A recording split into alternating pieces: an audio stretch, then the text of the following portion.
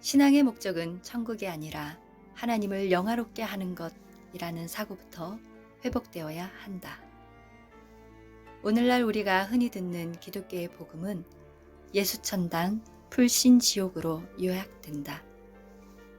이제 한국 사람이라면 교회에서 전하는 메시지의 중심이 이런 것이라는 것을 모르는 사람들이 없다.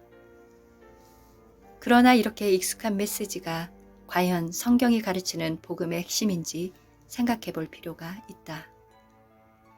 물론 성경이 예수 믿는 자에게 천국을 약속하고 있는 것은 사실이다. 그러나 천국이 신앙의 목적이라고 가르치고 있는 부분은 눈 씻고 찾아도 발견할 수 없다. 이 말에 상당수의 사람들은 매우 큰 충격을 받을지도 모르겠다. 성경은 천국이 신앙의 결과이지 목적이라고 말하지 않는다는 말이다. 왜 천국을 목적으로 여기느냐, 결과로 여기느냐를 따지는 것이 중요한가? 신앙의 목적으로서 천국과 신앙의 결과로서 천국은 완전히 다른 종교를 낳게 되기 때문이다. 중세 로마 가톨릭은 천국이라는 상품을 어느 종교보다 잘 활용한 대표적인 종교다. 그들은 천국이라는 상품을 통해서 십자군 전쟁을 일으켰다.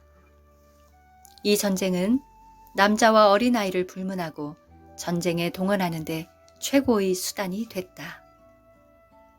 왜냐하면 가톨릭은 이 전쟁 참여하는 자들은 예외 없이 모든 죄가 용서받을 것이라고 했기 때문이다. 이 말이 무슨 뜻인가? 십자군에 참여한 사람은 연옥이라는 간이지옥을 거치지 않고 천국에 입성할 수 있다는 것이다. 이런 식으로 천국을 상품화한 사기극의 극치가 바로 그 유명한 면죄부였다. 면죄부는 이 땅에서 불법과 죄악과 방탕한 삶을 살았던 사람들에게 최고의 상품으로 추대를 받았다. 이제 두 번째로 천국을 목적으로 여김으로써 엄청난 부작용을 일으키고 있는 또 하나의 종교를 소개하겠다. 그것은 바로 이슬람교이다. 우리가 너무도 잘 아는 이슬람의 자살 테러는 천국이 상품이 된 대표적인 또 다른 사례이다. 이슬람의 자살 테러는 자신이 천국에 가기 위해서 모든 수단과 방법을 정당화하는 극치를 잘 보여준다.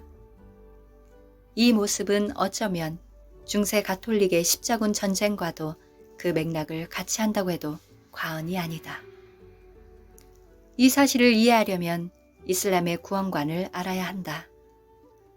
이슬람에서 천국은 7단계로 나누어진다. 부끄러운 구원은 가장 밑바닥 천국에서 영생하고 가장 숭고한 구원은 최고층인 7단계의 천국에서 영생한다. 꾸란에 의하면 이 최고층의 천국에 들어간 남자들은 최고의 미녀 72인과 영원토록 최고의 음식을 먹으며 성적인 쾌락을 즐기며 산다고 한다. 꾸란 3장 158절, 169절을 보면 무슬림이 최고의 천국에 들어갈 수 있는 확실한 길을 제시하고 있다. 그것은 바로 지하드, 성전에서 순교하는 것이다.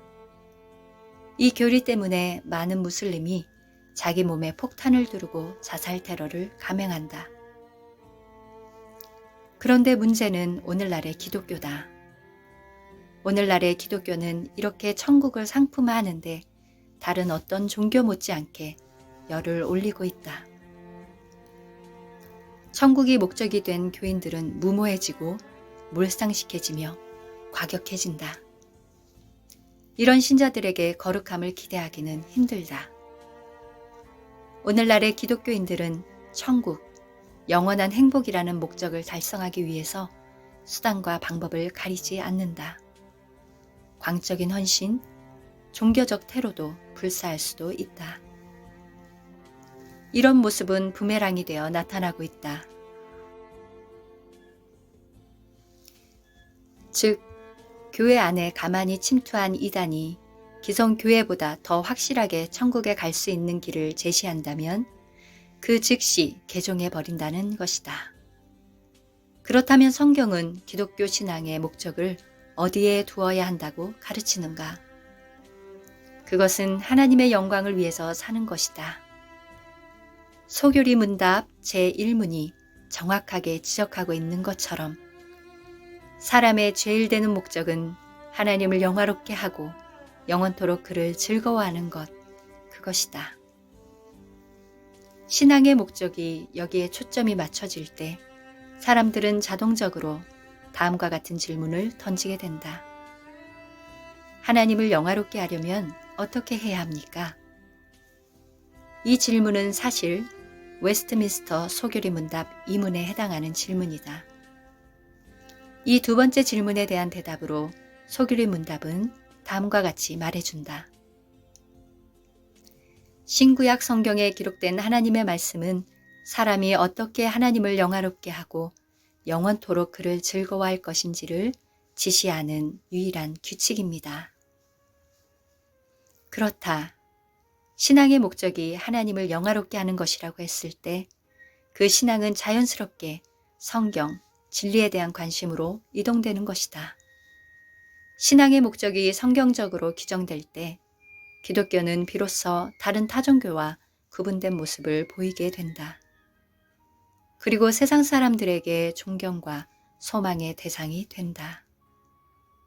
오늘날 이 시대의 기독교가 가장 시급하게 개혁해야 할 부분은 바로 이것이다.